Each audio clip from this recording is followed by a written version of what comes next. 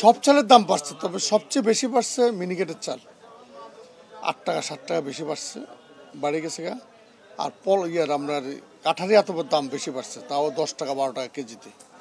আর অন্য চাল 3 টাকা 4 টাকা, নাজির শাইন 28 মোটা এগুলা। এটা আমরা বলতে পারবো না, এটা মিলাররা বলতে পারবে। মিলাররাও না, কয়েকটা কোম্পানি আছে, এরা সিন্ডিকেট করে বেশিরভাগে বাজারটা নষ্ট করে দিচ্ছে। যেমন আপনার সিটি গ্রুপ, মেঘনা গ্রুপ, তারপর আপনার আকিজ, এসিআই, এরা সিন্ডিকেট করে বাজারটা পাগলা করিয়ে। দাম বাড়ছে তো, চাউলের দাম বেশি, এলাচির দাম বেশি, তেলের সরবরাহ তুলনামূলকভাবে কম। গায়ে যে দাম লেখা ওই দামে তেল বিক্রি হতেছে। তেল হচ্ছে 175 টাকা লিটার, 2 লিটার 350, 5 লিটার 850, কিন্তু অ্যাভেলেবেল তেল নেই। 2-1টা কোম্পানি দিচ্ছে, তাও কম কম। 5টা-6টা কোম্পানি আর 3টা-4টা কোম্পানি বন্ধ। তেল দাম আবার বাড়াইবো এমন ইঙ্গিত, বাড়ায় পরে ছাড়বো। তেলের দাম বাড়ানোর সময় হলে কোম্পানি সরবরাহ কমায় দেয়, পরে দাম বাড়ালে সরবরাহ বাড়ায়।